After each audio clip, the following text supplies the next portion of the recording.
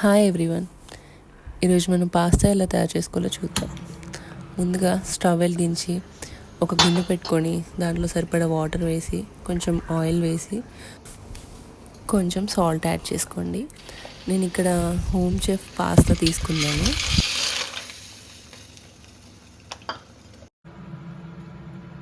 First ఒక pan పెట్టుకొని కొంచెం ఆయిల్ వేసుకొని మన దగ్గర ఇంట్లో ఉన్నవి ఏవైనా పర్లేదండి, వెజ్జెస్ యాడ్ చేసుకోవచ్చు. ఆనియన్ కానీ, క్యాప్సికమ్ కానీ, కార్న్ కానీ, బ్రాకలీ కానీ, మీ దగ్గర ఏవి ఉంటాయి. సో నా దగ్గర ఉన్న వెజ్జెస్ నేను యాడ్ చేస్తున్నాను.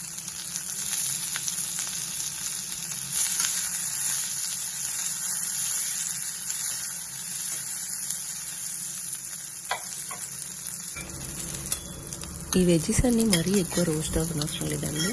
కొంచెం రోస్ట్ అవ్వగానే తీసి ఒక బౌల్లో వేసుకోండి.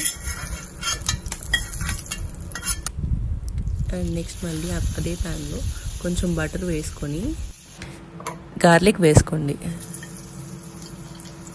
అది కొంచెం ఫ్రై అయ్యాక మైదా ఒక 2 స్పూన్స్ వేసుకొని ఫాస్ట్గా దాన్ని మిక్స్ చేయాలి, లేదంటే లమ్స్ వస్తాయి.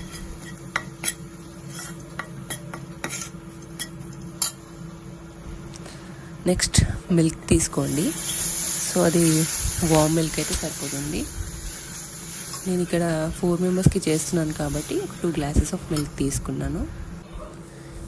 మిల్క్ అనేది మనం వేసాక అది కొంచెం తొందరగా థిక్ అవుతుందండి. అది అవ్వకముందే మనం ఫ్రై చేసుకున్న వెజ్జెస్ యాడ్ చేసుకుందాం. అండ్ అది మిక్స్ చేసుకుని ఇప్పుడు కొంచెం మనం టేస్ట్ కోసం టొమాటో సాస్ యాడ్ చేసుకుందాం. 1 స్పూన్ సరిపోతుంది. దాని కలర్ కొంచెం చేంజ్ అయిపోతుందండి ఒక 2 మినిట్స్ తర్వాత. ఇలా వైట్ సాస్ కొంచెం కలర్ చేంజ్ అయ్యి ఇలా బ్రౌన్లోకి వచ్చేస్తుంది. అండ్ మన బాయిల్డ్ పాస్తా యాడ్ చేసుకుందాం. ఇప్పుడు టేస్ట్కి సరిపోయేంత సాల్ట్ వేసుకోండి. కొంచెం చిల్లీ ఫ్లేక్స్, కొంచెం ఆరిగానో వేసుకొని మిక్స్ చేసుకోండి. మీకు ఏ సూపర్ మార్కెట్లో అయినా అవైలబుల్గా ఉంటాయి. ఇప్పుడు వచ్చేసి మన main ingredient cheese. Mozzarella cheese కానీ, చీజ్ స్లైసెస్ కానీ, చీజ్ క్యూబ్స్ కానీ ఏవి ఉంటే అవి వేసుకోండి. నేను ఇక్కడ 2 స్లైసెస్ యాడ్ చేశాను.